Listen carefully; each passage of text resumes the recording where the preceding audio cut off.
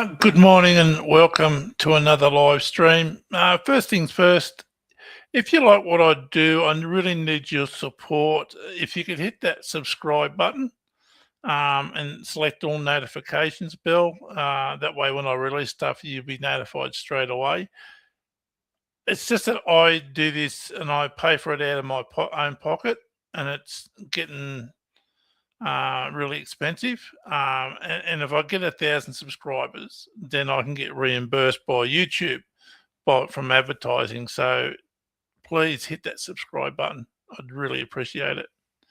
Now, last stream, we touched on Serco, a third-party call center that the NDIA has contracted to. So when you call the NDIA general call number, you're actually going to Serco, a third-party call center, not the NDIA. The NDIA contract to Serco. I wasn't happy about this because, Serco's headquartered in the UK. They have offices in Victoria, America, India, all around the world. And I was not happy. I was really quite angry that my personal private information is being contracted out to a third party. Now, I know the government has written into the contract of confidentiality and privacy and non-disclosure agreements, and they have to have proper software protection on their computers. But that doesn't mean squat, really, does it? We know that in 2022, 2023, an NDIA staff member sold data from the NDIA to service providers. Now, in May 2025, he was convicted of that crime, but he didn't go to jail. He's got a 2.5-year community services order. That means he is strictly controlled while he's out in the community and not in jail. I wasn't happy with that either. I think he should have gone to jail. He breached our trust. He breached our privacy. There's no excuses for it. Now, I live in a regional town, and I know there's no secrets in this town because everybody knows somebody and you just can't keep a secret. And I've had service providers in the past, not my current ones, but in the past, that have breached my privacy and confidentiality by discussing my information. They didn't give my name. But when you live in a small, tight-knit community, you don't have to give names.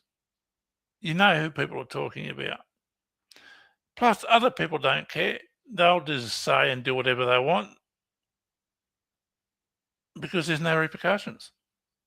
So what we've done over the last week or two was do a bit of a deeper dive into what the NDIA has done with Serco. Now, under the Privacy Act of 1988, we should have been notified that Serco is being contracted to, and we have every right to refuse Serco to access our data, our information. Now, the government's put in their contracts that they have to have audits and they can't disclose things. They have to have proper software protection. And how do we know they're doing that?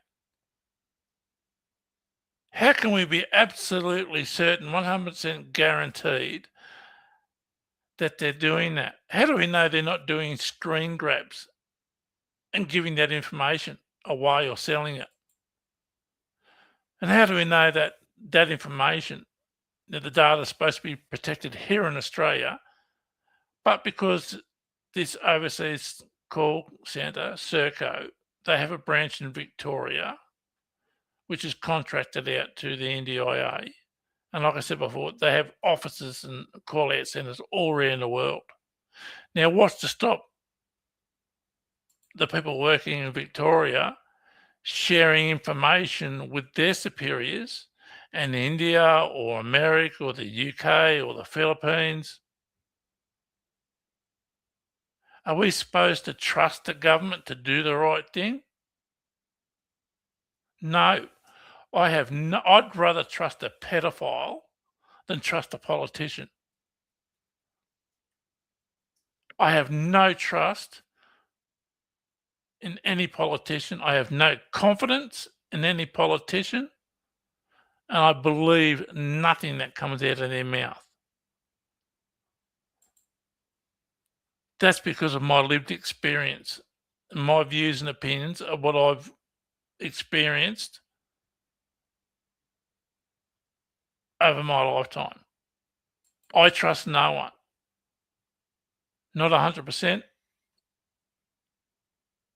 And we're supposed to give up our personal private information?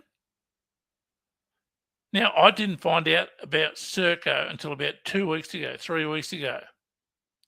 And since then, I put requests into the NDIA for information on Serco.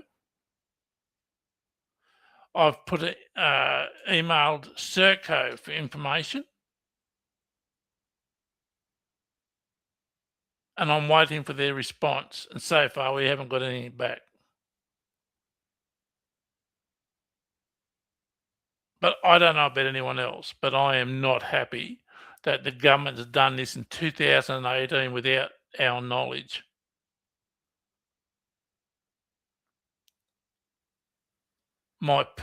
Everyone's personal private information is up for grabs. Now, before I got onto the NDIS, my personal private information, only myself and my GP knew everything. Not even my wife knew everything. But when I applied to go on the NDIS, I was one of the first ones in this area to go into the NDIS. They asked for my personal information, personal care information. I said, oh, well, don't want to give it because it's personal and I find it degrading and humiliating. I just don't want people to know. And they said, well, if you don't give it to us, you can't get onto the NDIS. Now, in my opinion, that's been blackmailed and extorted for information. But I gave it up because I needed the NDIS. Now, at that meeting when I first went to the NDIS, there was myself, the rep from the NDIA who was getting the information, 2 LACs, and a support worker. So I've gone from 2 to 5 people knowing my information. Now, you extrapolate that to all the LACs that have ever worked in my area. When I was using the LACs, there were 8 to 10 LACs had access to my information. Now, they live in the same town I do. How do I know they're not talking about my personal private information? That can't be guaranteed. It's impossible to guarantee it. Now, you expand that out to service providers, support workers, fund managers, support coordinators. Any person accessing my data has access to that information. So I've gone from myself and my GP knowing everything to I don't know how many. Dozens and dozens of people are accessing my information.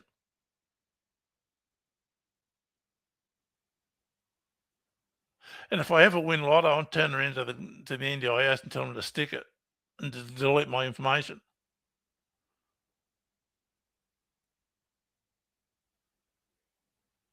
Now, getting back to these third-party call centres like Serco.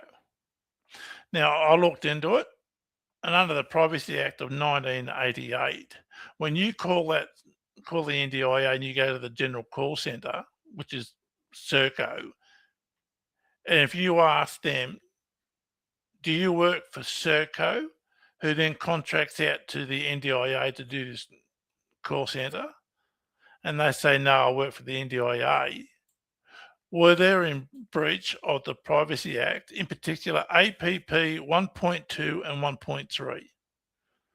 They're legally required to be honest and accurate in the information. So if I asked if they work for Serco and they say no, or they're in breach of APP 1.2 and 1.3. Now, because I only found out a couple of weeks ago about Serco, the NDIA are in breach of APP Section 6 and Section 11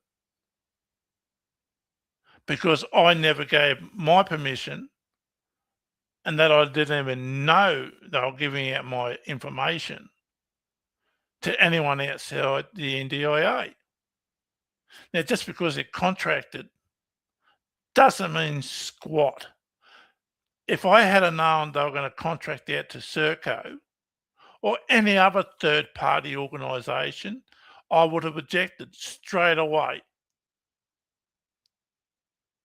My personal private information is supposed to be my personal private information. It's not up for grabs. It's not up for sale. It's not up for trade or barter.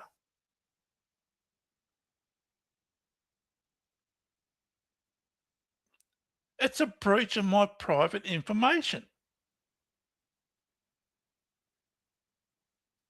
So I'm just waiting on the response from the NDIA and Serco and those questions that those emails I sent off. And once I get a response, I'll read what my questions out and their responses. And if I'm not happy, I'm going to the Office of the Australian Information Commission to lodge a formal complaint.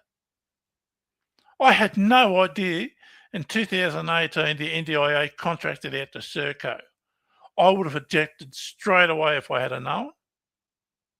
But because I didn't know and only recently found out, I'm still within my rights to object and force the NDIA, when I make a phone call, not to use Serco and to refuse Serco access to any of my information. That's my rights under the Privacy Act of 1988 and under the Australian privacy principles. That's my right, and that's your right. You can do the same thing too. We shouldn't have to take it because they're the government. I mean, what's the government done for us lately? Inflation's up. Electricity's up 40% since Labor's been in.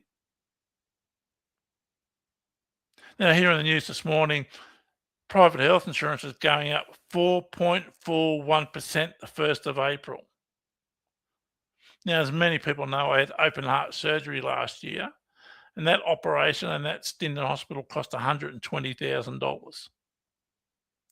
And I cannot complain 1 ounce about the treatment and my medical treatment that I got from that private hospital in Newcastle and from the surgeon, the nurses, the anaesthetist, the intensivist. I was so happy with the way I was treated. The operation, there was a few hiccups along the way, but it worked out really well. It saved my life.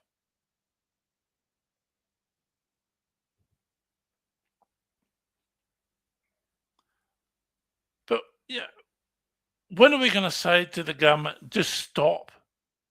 You're abusing our rights. When you're abusing our rights, you're not even telling us what you're doing. Now, when the NDIA wants to make rule changes, and they're going to introduce it on the 1st of April, they'll drop it right at the very last day in March.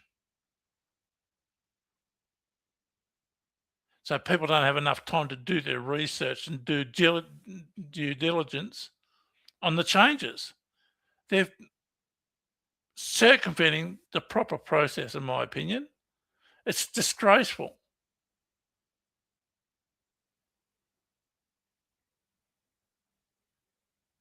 Now, Albanese doesn't care about anyone else but his own ideology, in my opinion. I have no respect for him. I do not like him. I despise him. I always thought Kevin Rudd was Australia's worst Prime Minister. And the worst thing about Kevin Rudd was I voted the wanker in. I actually voted for him in 2007. Biggest mistake of my life. And I thought Rudd and Gillard were the worst two Australian Prime Ministers this country's ever had. Then up pops Albanese. And he thinks it's okay that people of Jewish faith in Australia are forced to send bodyguards to escort their children to and from school. He did nothing about it. And what happened in Bondi Christmas time last year? 15 people lost their lives. A 10-year-old girl and a man who actually survived Auschwitz concentration camp in World War II. He survived it. Come to Australia, that gets killed on the beach for being Jewish.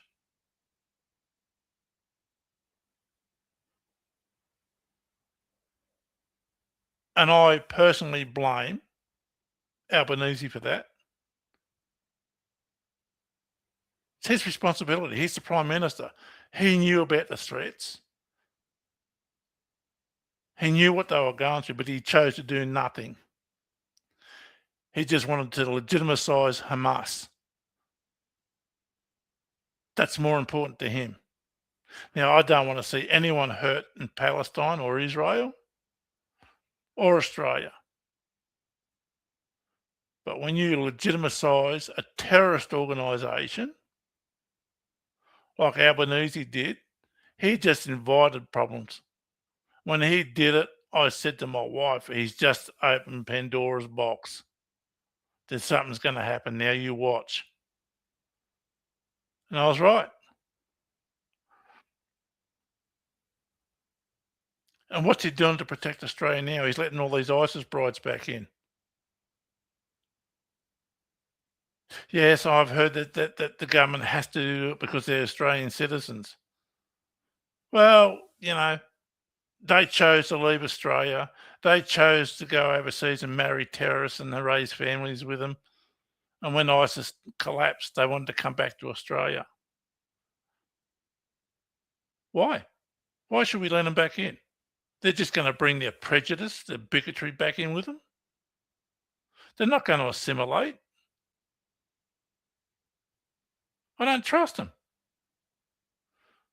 Why aren't we protecting the people who are already here, who go to work every day, obey all the laws, pay all the taxes, do all the right things? We're the ones that need protection. This government has to be the worst government we've ever had in this country.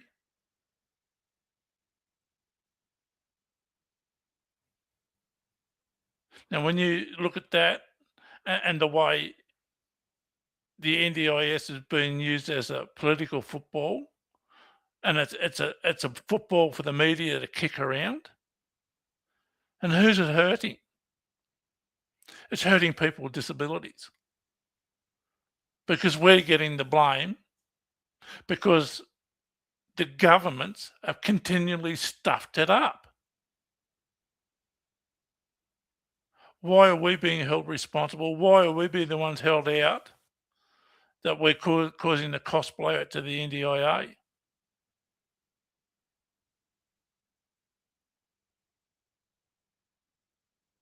Every time you turn around in this country, if you have a disability, you're being abused one way or another. Every day. Every time I go out, I try and talk to people. They talk to the person I'm with, not me.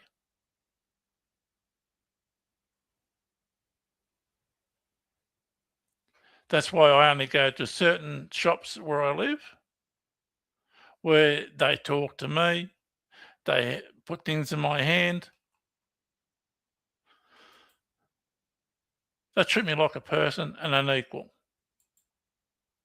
Out of all the dozens and dozens of businesses where I live, I go to 1, 2, 3, 4 businesses.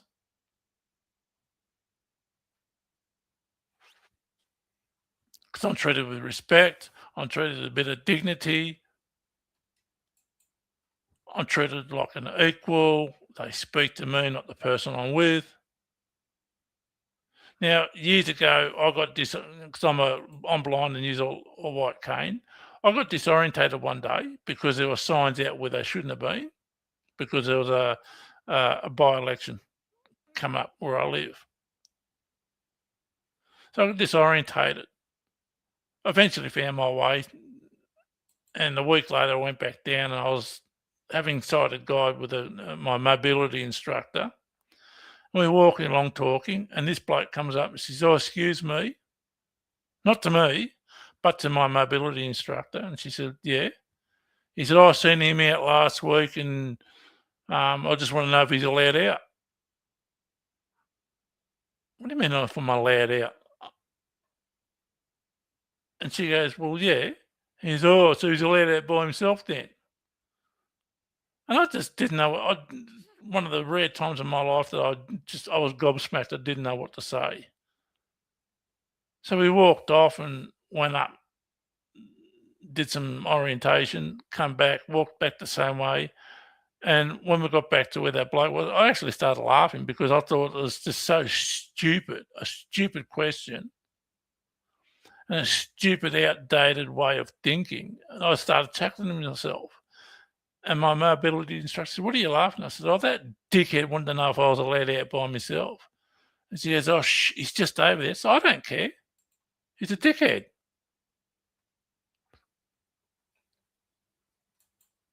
Now, people with disabilities get treated like that every time they leave their front door.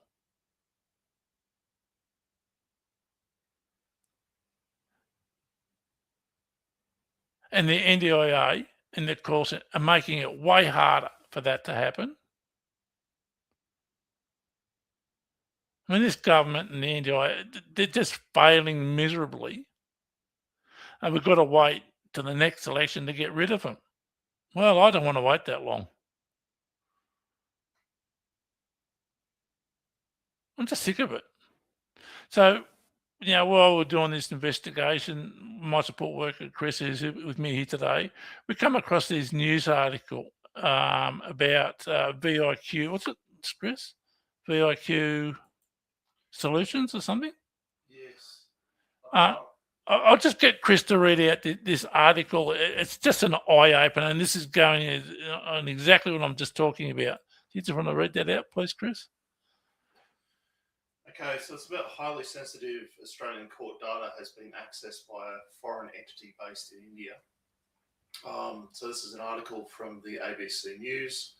It says highly sensitive Australian court files have been accessed by foreign actors in breach of federal law and Commonwealth contractual obligations. Workers raised concerns with managers at FIQ Solutions, the company responsible for the data breach, months ago. They were told that it was not relevant and were directed to stop spreading rumours about the issue. The transcription of the court case is, in most jurisdictions in Australia, is done by VIQ Solutions, which is based in Canada and employs transcribers in Australia. An ABC investigation found VIQ Solutions subcontracted work to E24 Technologies, which is a company based in India that specialises in automated voice-to-text technology.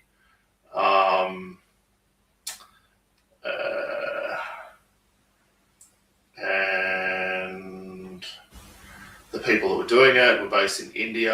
They're experts in Australian English.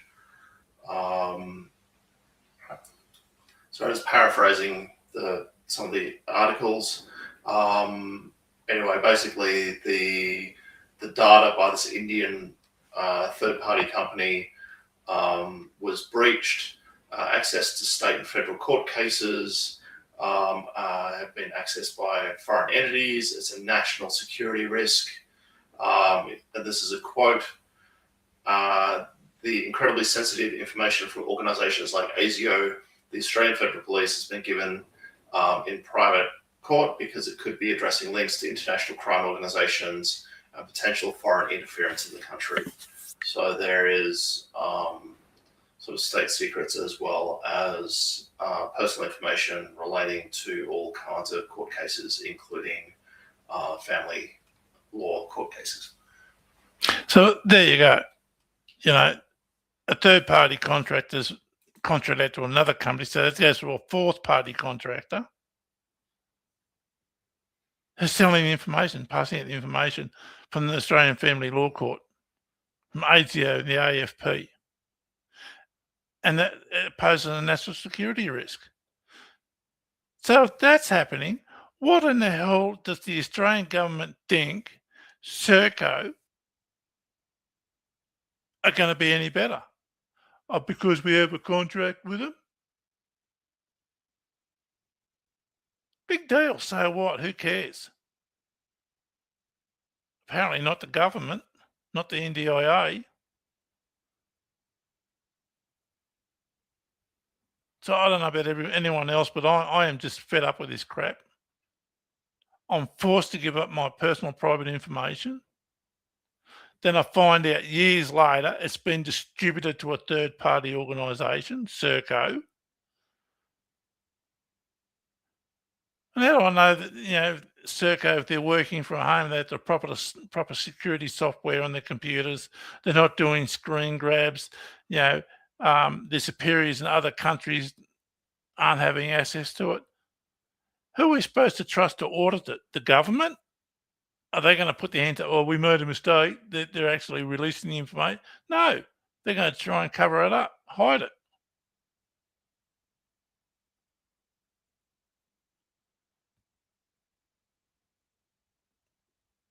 And as I said about 18 months ago, I spoke to someone who worked up very high up in the NDIA in governance and risk management,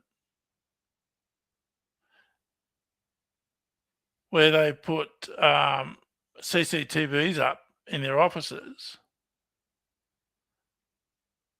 and they didn't realise, or they didn't think at the time, that because they were Chinese CCTVs, that there's a good chance of the Chinese government hacking into them and recording information. So they took them down. Governments don't make mistakes, do they? Or the main HQ for the NDIA in Melbourne, they had 4 floors in a big commercial building in Melbourne, but that wasn't good enough for them. They had to go and buy their own building for $500 million. Then we find out that the NDIA staff responsible for the contracts for Salesforce were given free meals and holidays and booze, and so Salesforce got that contract, and I went for like $20 million to being up around $200 million by 2030.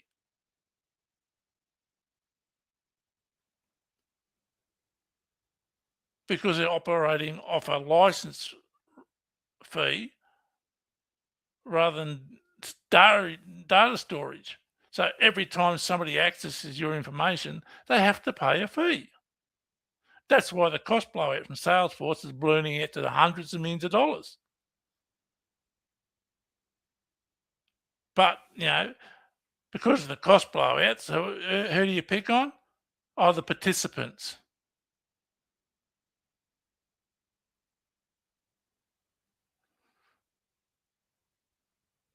And I've mentioned before, a former member of the IAC has their own business as a service provider, and it only has themselves as a client.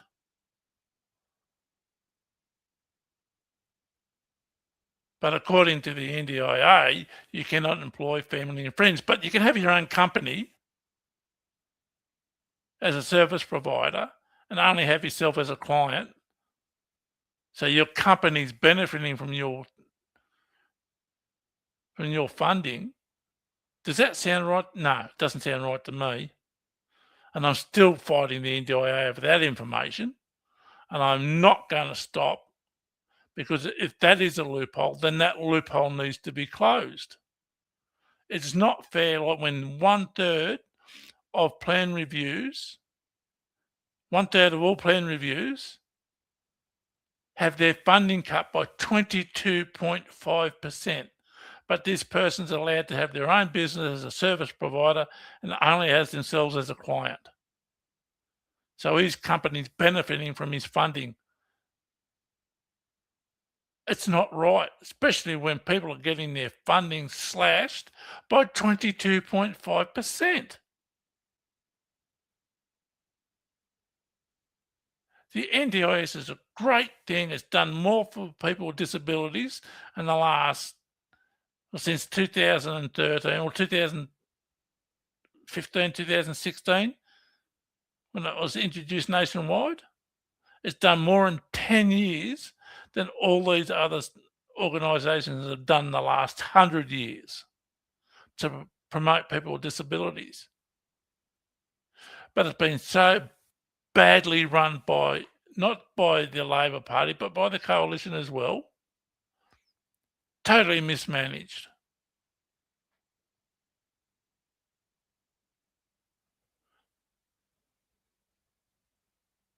But it's easier just to blame people with disabilities than it is to blame themselves, isn't it?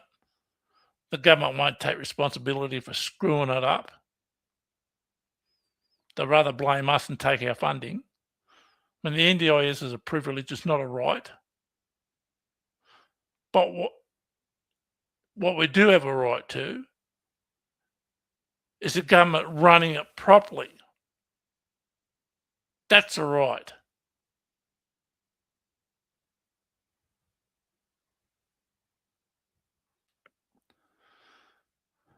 And I'm just over these third-party contractors coming in, accessing personal private information. How do I know what the hell they're doing with it? Are they doing screen grabs? They're recording it? Is the government actually going to these people's homes if they work from home and auditing their computer to make sure they're doing the right thing? They haven't got malware in the computer? I don't know. The government's not telling us.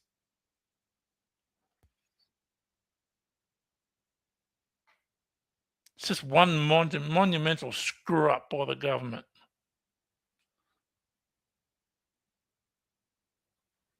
Now, when I first went onto the NDIS, all the state-run services, disability services, were forcing people off those services onto the NDIA and shutting those state services down. Now we're all on the NDIS. There's no state-run services. Now the government's trying to get them back. Well, you should have done your job properly in the first place and made sure that didn't happen. This government's got a lot to answer for.